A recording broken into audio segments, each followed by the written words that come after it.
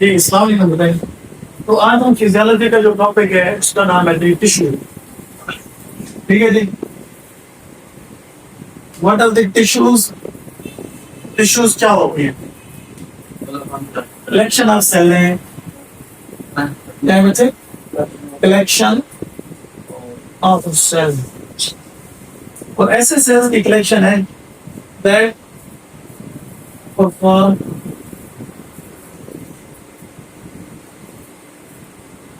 Same function. ये सीधे और देगी डेफिनेशन होगी, यानी सेल्स का ऐसा कलेक्शन जो एक ही काम से होंगे, सेम फंक्शन एक, उसे क्या कहते हैं? टिश्यूज कहते हैं। क्या कहते हैं? टिश्यू। ठीक है जी। अब इसमें कौन कौन सी टिश्यूज हो सकती है? तो टिश्यूज हो सकते हैं जी, number 1 epithelial, epithelial tissues. Number 2 connective tissues, connective tissues. और जो मसल के सेल है, अगर वो एक जैसा काम है, मसल के जो सेल होते हैं एक जैसा काम से अंजाम, उसे क्या कहते हैं? मस्कुलर। कौन सा? Muscular tissues. और चौथा क्या हो गया? नर्वस टिश्यूज, यानी कलेक्शन ऑफ द न्यूरॉन्स, तो एक जैसे काम से अंजाम। ठीक है। तो ये है हमारे पास दो टाइप्स के टिश्यू है। क्वेश्चन ठीक है ना? तो पहले हम स्टार्ट करते हैं कि ये कनेक्टिव टिश्यू स्टार्ट कर देते हैं। Most important connective tissue. According to your book की बुक में वैसे तो आपने जब पढ़ो तो आपको मसला ना हो, पहले कनेक्टिव टिश्यू चाहिए। ठीक है। तो कनेक्टिव टिश्यूज में टिश्यू की टाइप है ये वाली। ठीक है बच्चे। तो इसके क्या डेफिनेशन करोगे?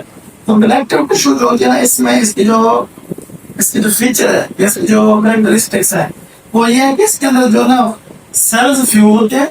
सेल्स क्या होंगे? इसके डेफिनेशन क्या लिखोगे? इसके अंदर फ्यू सेल्स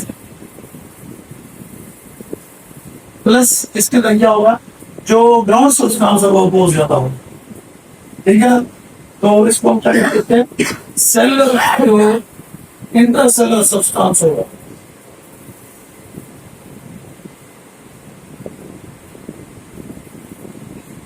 वो बहुत ज्यादा होगा।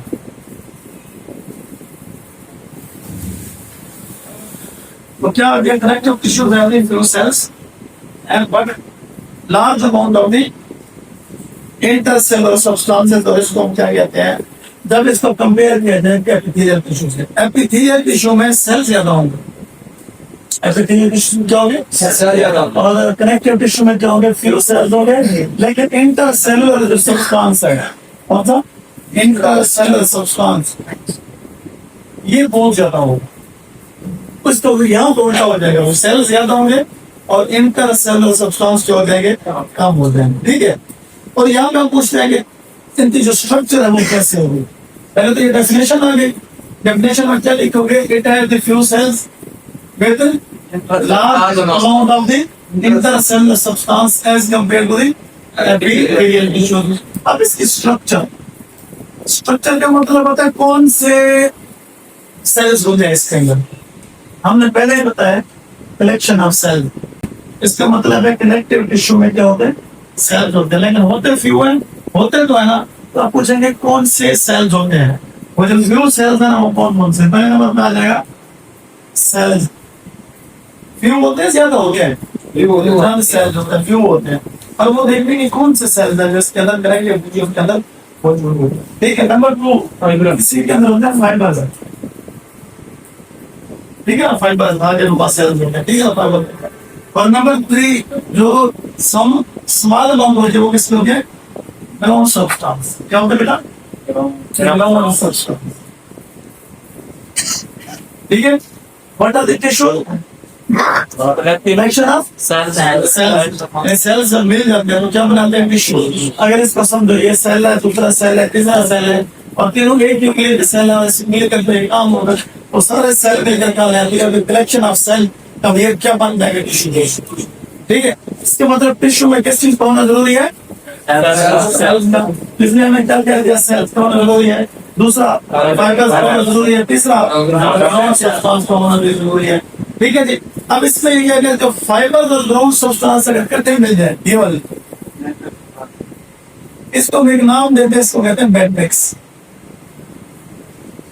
डेफिनेशन ऑफ द मैट्रिक्स की क्या कहोगे? Fibers and ground substance are collectively called matrix. इसका मतलब क्या हुआ कि टिश्यू में दो चीजें जरूर होती है, कौन कौन से? सेल और मैट्रिक्स। अगर शॉर्टकट में लिखोगे सेल और मैट्रिक्स, मैट्रिक्स में कौन सी दो चीजें आ जाती है? यूं भी लिख सकते हो, यूं भी लिख सकते हो। अगर मैट्रिक्स की बात आ जाए इसका मतलब उसमें भी आपने फाइबर्स भी कह दिया और ग्राउंड सब्सटेंस भी कह दिया, तो दोनों आ गए। ठीक है बच्चे, तो ये आ जाएंगे। उसके बाद आ जाता है कि कनेक्टिव टिश्यूज के अंदर जो सेल होते हैं वो कौन कौन से होते हैं, तो वन बाय वन पढ़ते हैं।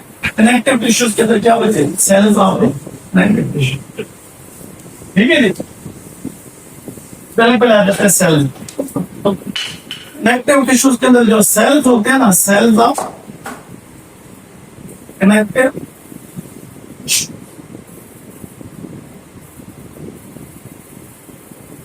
सेल्स होते हैं, लेकिन बुक रिव्यूअर जब उसको कंपेयर करते हैं ना ग्राउंड सब्सटेंस का, वो ज्यादा होता है, इंट्रासेलुलर सब्सटेंस बहुत ज्यादा होता है। तो इसके अंदर ना एक सेल होता है जिसको कहते हैं फाइब्रोब्लास्ट। क्या कहते हैं? पहले नाम लिया कर लो, उसके बाद इसको दिखाऊंगा उसी डायग्राम में। फाइब्रोब्लास्ट सेल है, ठीक है ना, इस तरह इसकी शक्ल होती है नोट की टाइम, ऐसे जैसे धागा नहीं होता, सेल है, सब। ठीक है जी, तो ये क्या होता है? सेल का फाइब्रोब्लास्ट होता है।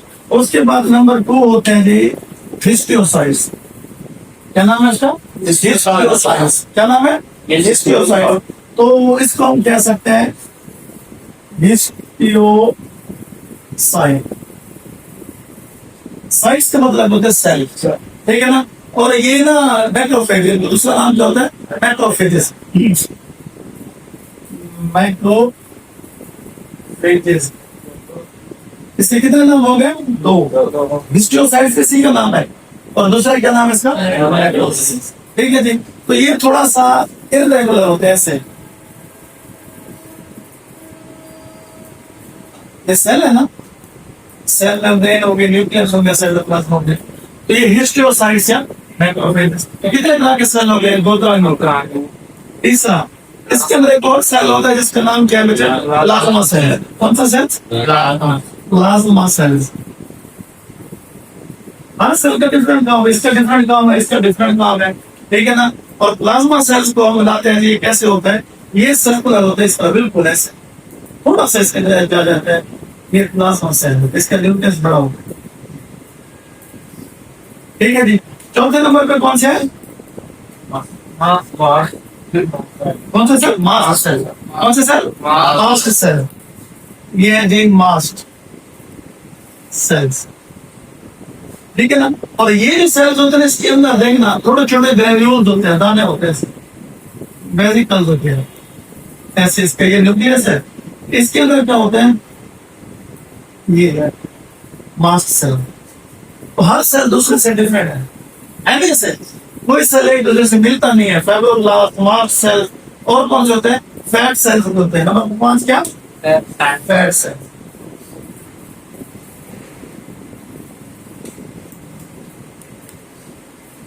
फैट सेल, फैट सेल को कहते हैं एडिपोसाइट्स। क्या कहते हैं? एडिपोसाइट्स। एडिपोज टिश्यूज होते हैं, हमको क्या कहते हैं? एडिपोसाइट्स। क्या कहते हैं बच्चे? एडिपोसाइट्स। ठीक है जी। और उसके बाद उसमें कुछ ठीक है सेल तो होते हैं, हाँ वाइडरिंग सेल्स भी होते हैं, नहीं चलते फिरते सेल। व्हेन वाइडरिंग,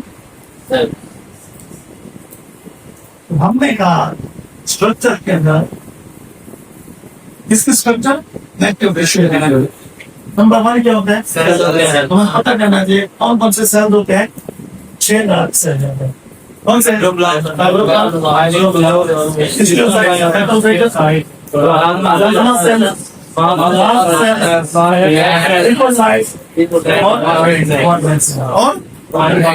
ठीक है। तो ये उसके क्या होता है, सेल्स होते हैं, ठीक है ना टिश्यू में। अब इसकी स्ट्रक्चर बना देते हैं हम थोड़ी सी कि कैसे ये सेल्स कहाँ में मौजूद होते हैं, ठीक है। अगर ये देख लो, ये जी सेल है, दूसरा सेल है, तीसरा सेल, चौथा सेल, पांचवा छठा, इसका सेल आपस में कनेक्टेड है, इन्हें कहते हैं एपिथेलियल सेल। कौन सा सेल? Epithelial cell. तो जब सेल मिलते हैं तो टिश्यू बनती है, क्या कहते हैं, एपिथेलियल टिश्यू। क्या कहते हैं? Epithelial tissue. और ये है सारे एक मेम्ब्रेन के ऊपर इस तरह की मेम्ब्रेन है, रेड कलर की। इस मेम्ब्रेन को कहते हैं बेसमेंट मेम्ब्रेन। क्या कहते हैं बेटा? बेसमेंट। एपिथेलियल कहाँ पे है? ये पहले कौन सा सेल है? ये वाले एपिथेलियल सेल, एपिथेलियल टिश्यू। ये क्या है? Skin basement membrane. उसके बाद क्या होता है? फाइब्रोब्लास्ट। क्या होते हैं? फाइब्रोब्लास्ट बोलने किस तरह लंबुत्रे होते हैं ना, ये देखिए, ये फाइब्रोब्लास्ट है, ये दूसरा फाइब्रोब्लास्ट, ठीक है।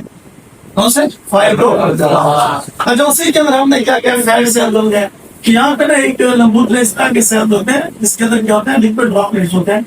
ये देखिए, ये कौन से सेल्स है? Fat cells. और इनका दूसरा नाम क्या है? Adipose tissue, adipocytes. दूसरा नाम इसका क्या है? Fat cells.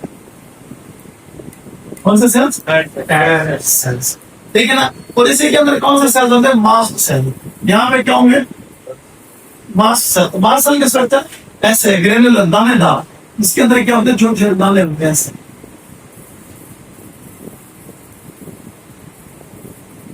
ये इसका न्यूक्लियस है।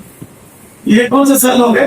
मास्ट सेल्स, ठीक है जी। और उसके बाद कौन से सेल होते हैं? इसके अंदर फैट आ गए, मास्ट आ गए, प्लाज्मा सेल। कौन से सेल होते हैं? Plasma cell. तो इसके अंदर क्या होता है? प्लाज्मा सेल भी मौजूद होते हैं, ठीक है। यहाँ में प्लाज्मा सेल, न्यूक्लियस, ये प्लाज्मा सेल, ठीक है जी। तो फैट सेल हो गया, मास्ट सेल हो गया, प्लाज्मा सेल हो गया, और कौन होता है? मैक्रोफेज। क्या होता है बेटा? मैक्रोफेज। ये इसका दूसरा नाम क्या होता है? लीस्टोसाइट्स। तो इसको हटा देते हैं, यहाँ पे हम बना देते हैं जी, ये सेल है मैक्रोफेज। ये है, चले, ये मैम कौन सा सेल है? मैक्रोफेज वगैरह भी होगी है। और दूसरा इसके अंदर क्या होता है? ग्राउंड सब्सटेंस, ये मैट्रिक्स सिस्टम कहते हैं। क्या कहते हैं? मैट्रिक्स। तो ग्राउंड सब्सटेंस और मैट्रिक्स क्या होता है? इसके अंदर ये सारे है फाइबर है, और फाइबर और ग्राउंड सब्सटेंस को क्या कहते हैं इस जगह? ठीक है जी। अब बताओ ये क्या है? एपिथेलियल सेल्स, बेसमेंट फाइब्रोब्लास्ट, कौन से? फाइब्रोब्लास्ट, मास्ट सेल, कौन से सेल? मास्ट सेल, और एडिपोसाइट्स, कौन से सेल है ये? Macrophage, plasma cell. और ये रेड कलर की मैंने क्या बनाए थे? फाइबर। फाइबर जिसके साथ अगर मिल जाए, ग्राउंड सब मिल जाए तो इसको क्या कहते हैं? मैट्रिक्स। क्या कह सकते हैं? मैट्रिक्स। तो इसको क्या कहते हैं? इंटरसेलुलर। क्या कहते हैं? अब इसमें देखो, इसमें जो सेल है ना वो कम है, 1 2 3 4 5 6 सेल है ना जी। और लेकिन ग्राउंड सब्सटेंस बहुत ज्यादा है, मैट्रिक्स है बहुत ज्यादा है, इंटरसेलुलर सब्सटेंस ज्यादा है। तो इस तरह के टिश्यूज को क्या कहते हैं? क्या कहते हैं बेटा? तो इसका मतलब है टिश्यूज क्या है? कलेक्शन ऑफ सेल है, जैसा काम सरंजाम दे। ठीक है बच्चे, तो ये आपका क्या हो गया? ग्राउंड सब्सटेंस बता दिया। अच्छा जी, अगले इंशाल्लाह हम पढ़ेंगे एपिथेलियल।